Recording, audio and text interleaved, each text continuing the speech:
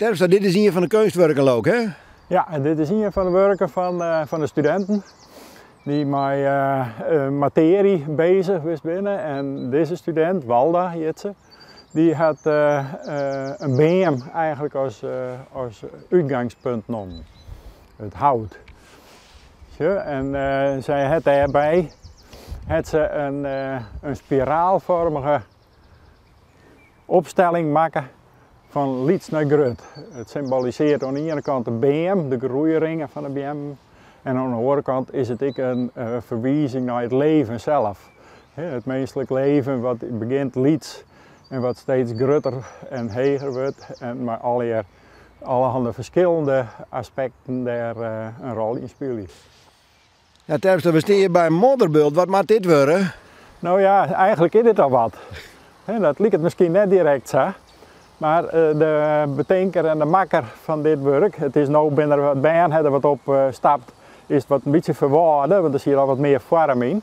Maar het is een kuip groen. En groen, de aarde waar wij op staan, dat is zijn thema eigenlijk. Van, de groen, dat is dus goud. Daar zijn wij van afhankelijk. En in de discussies in het werk, met het milieu en met de vererming van de groen, wil hij zien laten van, nou ja, weet wel wat we broeken. En meestal kunnen ik straks een handjevol groen meenemen en dat naar hun eigen plak brengen, als het ware. Dus de verspreiding van het goud wat wij in handen hebben.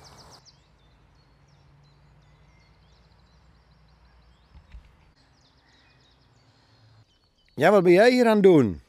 Nou, dat zal ik even vertellen. Wij zijn hier van de Kunstacademie Friesland in Leeuwarden. We zijn derdejaars en we zijn hier met kunstprojecten bezig. Materiaaliconografie. Dus het ging voornamelijk om het materiaal en daar ging je dan een kunstwerk bij maken. En dat zou dan buiten tentoongesteld worden.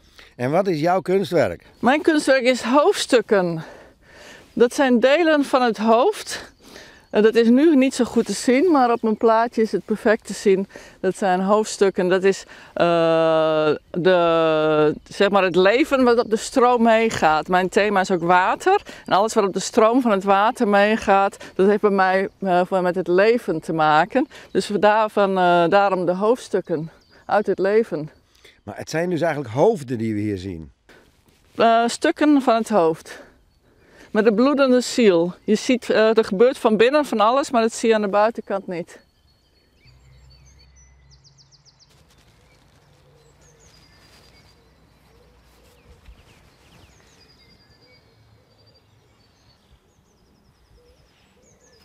Zwanny, deze vogelvrouw, wat betekent dat? Ja, de vogelvrouw symboliseert mijn jeugd eigenlijk. De vrijheden van mijn jeugd, van de mogelijkheden, de spelmogelijkheden, de ruimte die wij vroeger hadden. Het symboliseert ook de fantasieën die ik hier, of nog wel heb. Ik mocht graag dromen dat ik over het hele dorp heen vliegen kon. Maar ik de vrijheid van uitvliegen. En de vogelvrouw is echt zo, als je in de BM aan het vleend uit. En de BM is eigenlijk de basis, de goede basis die ik vroeger had.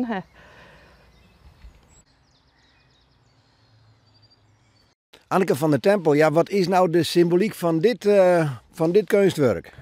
Dit stelt een kindergezicht voor naar aanleiding van een foto van mezelf uit mijn kindertijd. Mijn affiniteit met water speelt al mijn hele leven. Omdat ik, onder water vond ik het als kind altijd al heerlijk stil en was lekker prikkelvrij. Dus we moesten een kunstwerk bedenken met een materiaal waar we affiniteit mee hadden. Heb ik voor water gekozen. Een kindergezicht grafisch bewerkt. Een verwonderende foto van mezelf van vroeger. En dat heb ik hier uitgegraven. En het is de bedoeling dat daar straks water doorheen stroomt. Dat het bewerkt wordt met keien eromheen en dat kinderen daar straks heerlijk kunnen spelen. En moeders hier heerlijk naar lachende kindjes kunnen kijken die verwonderd naar de stroompjes kijken.